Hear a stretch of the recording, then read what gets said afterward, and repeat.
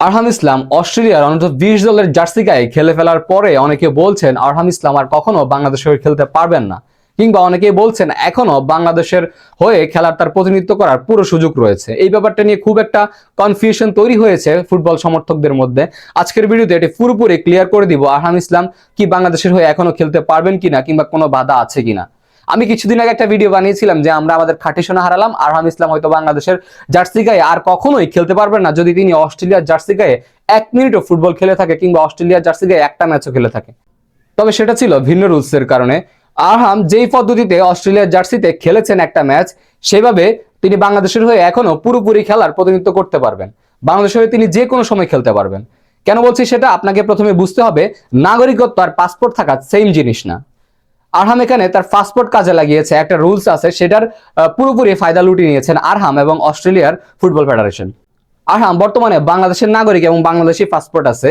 একই সময় আরহাম অস্ট্রেলিয়ার পাসপোর্ট আছে, কিন্তু অস্ট্রেলিয়ার নাগরিক না তিনি। এই যে তিনি এসবিএস টুর্নামেন্ট খেলেছে, এটা ফিফার অনুমোদিত টুর্নামেন্ট, তবে ফিফার কোনো টুর্নামেন্ট না। ধরেন হচ্ছে বিশ্বকাপের বাছাই পর্ব কিংবা বিশ্বকাপের কোয়ালিফিকেশনের কোনো ম্যাচ কিংবা বিশ্বকাপের ম্যাচ হলে তাকে ন্যাশনালিটি সুইচ করা লাগতো, আরহামকে নাগরিকত্ব পরিবর্তন করা লাগতো, অর্থাৎ তাকে বাংলাদেশের নাগরিকত্ব থেকে অস্ট্রেলিয়ার নাগরিকত্ব নেওয়া লাগতো। তবে এই টুর্নামেন্টটা কোনো ফিফা টুর্নামেন্ট না, তবে ফিফা অনুমোদিত টুর্নামেন্ট। তবে এটা হচ্ছে ফ্রেন্ডলি টুর্নামেন্ট। স্পেন এবং অস্ট্রেলিয়া মিলে 3 দেশ মিলিয়ে ত্রিদেশীয় সিরিজের মতো করে একটা টুর্নামেন্ট আয়োজন করেছে। এই টুর্নামেন্টে একটা রুলস আছে, শুধুমাত্র পাসপোর্ট দিয়েই তিনি খেলতে পারবেন, নাগরিকত্ব লাগবে না। এবং আরহাম সেটার পুরোপুরি ফায়দা লুটে নিয়েছেন। তিনি নাগরিকত্ব পরিবর্তন না করেই সেটার জন্য তিনি পাসপোর্ট দিয়ে খেলেছেন। এখানে অস্ট্রেলিয়ান ফুটবল ফেডারেশন আরহামকে দারুণ এক সুযোগ করে দিয়েছে। চাইলে কিন্তু তারা ফ্রেশার কিট করতে পারতো, তারা বলতে পারতো যে তুমি নাগরিকত্ব পরিবর্তন করে আসো। তারা হয়তো বাংলাদেশে যে খেলেছে সেটা সম্পর্কে তাদের ধারণা আছে। অস্ট্রেলিয়ান ফুটবল ফেডারেশন আরহামকে একটা সুযোগ দিয়েছে এবং আরহামও সেই সুযোগটার ফায়দা লুটেছে, সেই রুলসটার নিয়মটা। এখানে আপনি জিনিসটাকে বুঝতে হবে, ফিফার রুলস অনুযায়ী একজন ফুটবলার নাগরিকত্ব একবারই সুইচ করতে পারবেন, সারা জীবনে একবারই ন্যাশনালিটি সুইচ করতে পারবেন, পরিবর্তন করতে পারবেন। ধরেন আরহাম ইসলাম যদি এখন বাংলাদেশের নাগরিক, তিনি যদি অস্ট্রেলিয়ার নাগরিক হতে চান, তাহলে তিনি একবারই অস্ট্রেলিয়ার নাগরিক হতে পারবে, আর কোনো দেশের নাগরিক তিনি পরবর্তীতে আর হতে পারবেন না ফুটবল খেলার জন্য। এখন এই যে রুলসটা, সেটা হচ্ছে ফিফার রুলস অনুযায়ী। ফিফার যদি কোনো টুর্নামেন্ট হয়, এই টুর্নামেন্টটা যেহেতু ফিফার টুর্নামেন্ট না, সেটার জন্য শুধু তার যে পাসপোর্টটা ছিল আরহামের, সেই পাসপোর্ট দিয়ে তিনি এই টুর্নামেন্টটা খেলে ফেলেছেন স্পেনের বিপক্ষে। সো এটার জন্য তিনি যেহেতু ন্যাশনালিটি পরিবর্তন করেনি, তিনি এখনো বাংলাদেশের পাসপোর্ট এবং বাংলাদেশি নাগরিকত্ব তার আছে, সেটার জন্য বাংলাদেশের হয়ে প্রতিনিধিত্ব করতে বা বাংলাদেশের হয়ে খেলতে আরহামের কোনো বাধাই নেই। আরহাম যে কোনো সময় বাংলাদেশ অনূর্ধ্ব-23 দলে, 20 দলে কিংবা জাতীয় দলে খেলতে পারবেন। সো এটা আমাদের জন্য বাংলাদেশি ফুটবল সমর্থকদের জন্য বিশাল এক নিউজ হতে পারে এবং বিশাল একটা সুসংবাদ হতে পারে।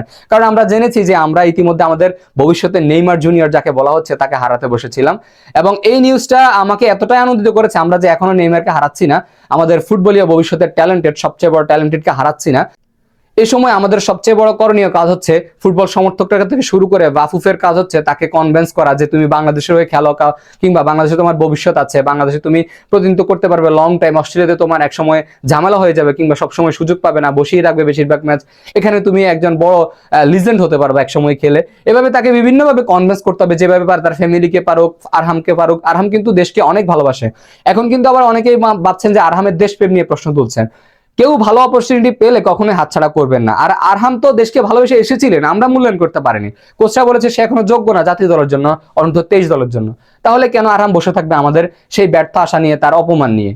সো এটার জন্য বলবো আরহামকে কেউ দায়ী করবেন না, এবং আমাদের যে কাজটা এখন ফুটবল ফ্যানদের, আরহামকে যতটুকু কানেক্টেড আছি আমরা, আরহামকে বেশি উৎসাহিত করতে হবে, ওকে হাইফে রাখতে হবে, ওরা যাতে বাংলাদেশের হয়ে খেলে, ওকে সমর্থন করতে হবে। এবং বাবুবের কাজ হচ্ছে তাকে বুঝানো, তাকে কনভিন্স করা, তার ফ্যামিলিকে কনভিন্স করা। সেটার মাধ্যমে আমরা আমাদের আরহামকে হারাবো না।